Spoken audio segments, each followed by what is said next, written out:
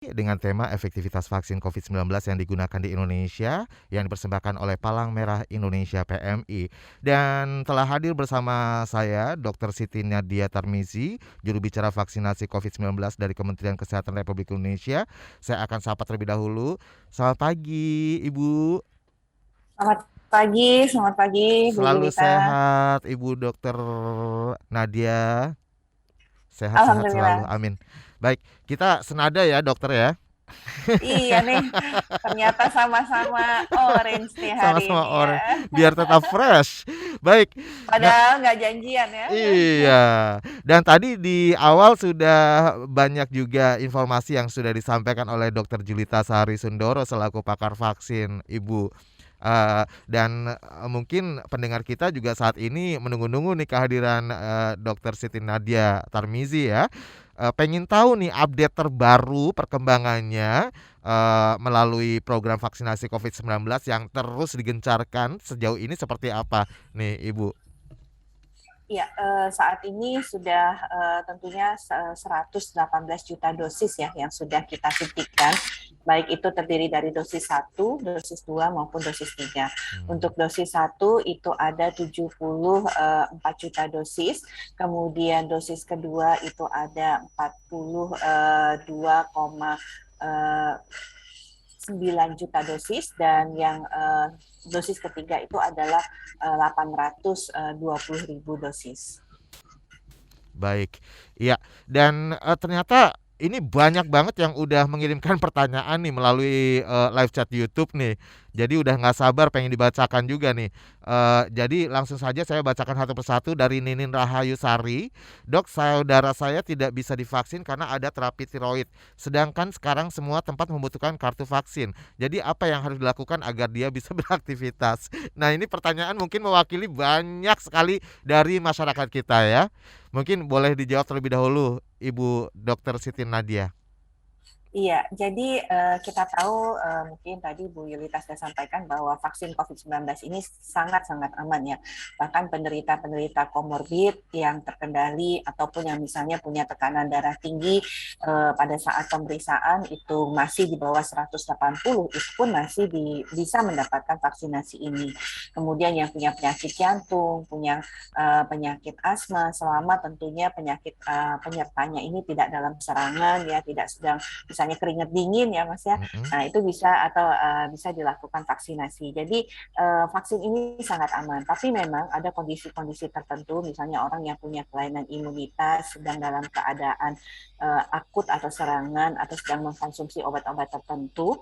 Nah, ini vaksinasinya ditunda. Nah, kalau kemudian pertanyaannya, kalau kita termasuk pada kondisi tersebut, yang pertama kita lakukan adalah kita mendapatkan surat keterangan dulu dari dokter yang memang merawat kita ya. Jadi memang ini kan penyakit bukan tiba-tiba ya, Mas ya. Jadi bukannya karena saya hari ini mau nge-mall, besok datang ke atau kemarin datang ke dokter minta surat keterangan tidak bisa divaksin gitu ya.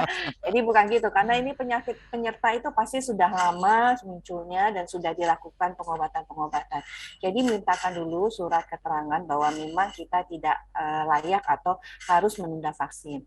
Nah, yang kedua ya, untuk memudahkan ya sebenarnya, untuk memastikan kalau kemudian ini terintegrasi di aplikasi Peduli Lindungi, berdasarkan surat tersebut kemudian bisa dibawa ke sentra vaksinasi ataupun di puskesmas supaya datanya masuk dulu, bahwa datanya itu sudah pernah datang ke sentra vaksinasi tetapi karena kondisi kesehatan sehingga tidak mungkin untuk dilakukan vaksinasi.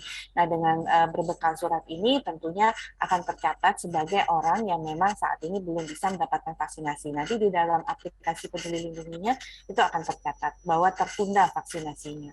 Baik. Lalu bagaimana sebenarnya dengan misalnya kayak masing-masing vaksin ini, Ibu, kan perbedaannya kan juga disebutkan tuh ada informasi yang sampai ke masyarakat bahwa kalau menggunakan Pfizer itu bisa kok untuk ibu menyusui, tapi kalau Sinovac tidak bisa digunakan untuk ibu menyusui dan sebagainya. Ini seperti apa sih penjelasannya sebenarnya? Iya, kita tahu jenis-jenis vaksin ini kan terdiri dari berbagai macam cara pembuatannya ya. Jadi tentunya pada saat dunia mengalami pandemi, ini para ilmuwan kan berusaha keras untuk menemukan suatu vaksin dengan cepat yang kemudian bisa mengatasi pandemi yang terjadi di seluruh negara ini. Sehingga gampangnya ya virus itu kemudian dipretelin gitu Mas. Hmm. Jadi apa aja yang karena virus itu sangat kecil dan dia cuma punya RNA ya. Nah, jadi materi genetik itu hanya satu. Jadi dia makhluk yang minim sekali gitu ya. Nah, tentunya kemudian dengan berbagai cara para ilmuwan mencoba bagaimana bisa membuat vaksin dengan cepat. Jadi ada yang langsung virusnya dimatikan seperti itu. Itu yang kita tahu Sinovac, Sinovac. Ada lagi kemudian bagian dari virus itu yang kemudian diambil yang kita sebut sebagai viral vektor yang kemudian dititipkan pada virus lain yang bersahabat dengan kita. Nah, itu yang kita kenal dengan AstraZeneca. Nah, Hmm. kemudian ada yang materi genetiknya atau mRNA-nya, itu yang kita kenal dengan Moderna dan Pfizer. Ya. Nah, tentunya vaksin-vaksin ini pada prinsipnya sama, memberikan proteksi kepada kita terhadap virus COVID-19. Tapi memang pada kondisi-kondisi tertentu, misalnya pada anak-anak ya, mengapa kemudian pada anak-anak ini hanya vaksin Sinovac, Sinovac dan Pfizer? Dikarenakan memang data dari sisi keamanannya itu yang ada dari jenis vaksin ini. Begitu juga dengan vaksin kepada ibu hamil. Mengapa juga sama hanya platform yang virus yang dimatikan dan platform yang mRNA? Karena data yang tersedia dari hasil uji klinis yang diberikan kepada ibu hamil itu data yang dari sisi keamanannya adalah jenis platform daripada vaksin ini. Jadi tentunya kita dalam membuat suatu kebijakan harus berdasarkan ya dari sisi menilai manfaat dan juga keamanannya. Dan ini tentunya berdasarkan dari berbagai publikasi maupun hasil-hasil kajian ilmiah. Baik. Kalau ke Dokter Juli, Dokter, Ya, ini kan rentang waktunya pun berbeda-beda ya dari dosis pertama ke dosis kedua dari masing-masing vaksin. Seperti misalnya Pfizer yang tidak sampai 1 bulan sudah dosis kedua. Nah, boleh dijelaskan ini mengapa bisa berbeda-beda nih? ya itu berdasarkan uji klinik, ya, Oke. data dari uji klinik. Jadi waktu menentukan 3 minggu atau 12 minggu itu juga mereka membuat suatu dosier.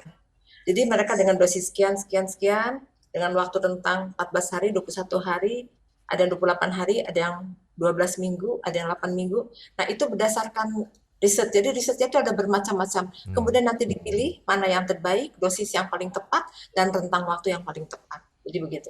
baik. Nah, Ibu, Ibu Nadia, kalau berbicara soal program vaksinasi yang dilakukan paling awal itu paling cepat itu bulan Februari ya, Ibu ya. Ya, Pertama kali ya, Februari hingga sekarang nih.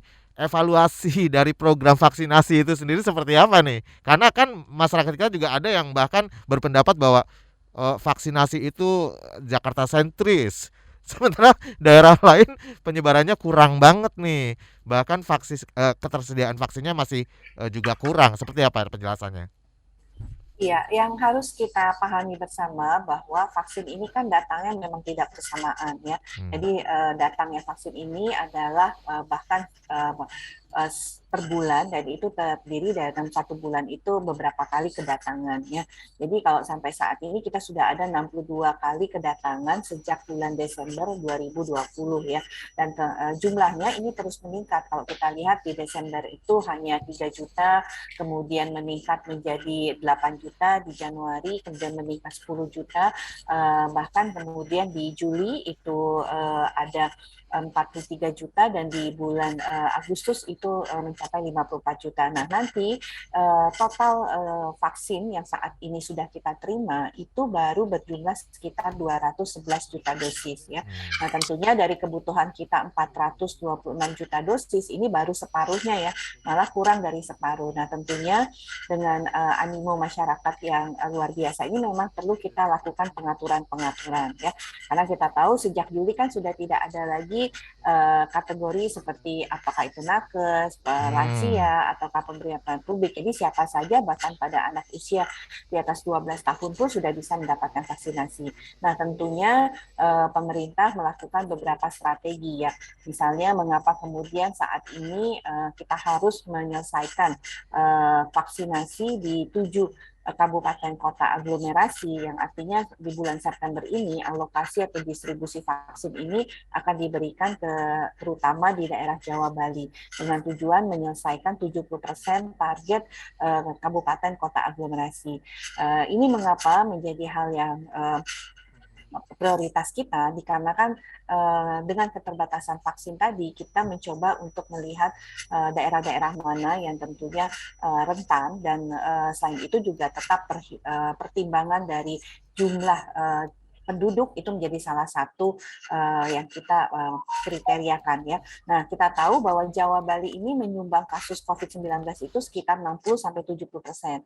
Jadi kalau kita ingin menurunkan secara cepat kejadian, kalau kemudian untuk jangan sampai kemudian apa yang terjadi di bulan Juli itu menimpa kita ya, artinya peningkatan kasus yang luar biasa dalam waktu singkat, maka memang yang kita harus bisa kendalikan dan kita bisa upayakan untuk meningkatkan kekebalan kelompok itu adalah di Jawa Bali dulu sebagai intervensinya. Nah, ini yang menjadi prioritas kita, dan daerah lain tentunya harus melakukan pengaturan juga gitu, supaya jangan sampai masyarakat sudah datang jauh-jauh tapi kemudian kuota vaksinnya tidak cukup. Jadi harus jelas, harus membuat registrasi dulu supaya masyarakat itu tahu dia mendapatkan vaksinnya kapan. Baik, jadi tahapan-tahapannya juga sudah ditentukan ya, dokter ya. Dan sebelum kita jeda ada penelpon dari Pati, dari Fitri. Selamat pagi, halo Fitri. Halo, selamat pagi. Silakan Fitri. Selamat pagi Bu, saya mau tanya. Kan bulan Juli kemarin saya sudah vaksin yang pertama dengan vaksin Sinovac. Tapi sampai sekarang ini belum vaksin yang kedua karena di puskesmas pakainya AstraZeneca. Nah, apakah saya harus menunggu atau bisa vaksin dengan vaksin yang dari AstraZeneca? Kalau misalkan vaksin yang kedua kan lebih dari batas yang ditentukan, ini apakah bisa? Baik, Terima itu saja. kasih. Terima kasih Mbak Fitri Pati. Mungkin yang dialami Mbak Fitri juga banyak yang mengalaminya juga ya, masyarakat lain. Tapi jawabannya nanti akan ditanggapi oleh narasumber kami setelah jeda iklan. Kita akan break dulu ya Ibu.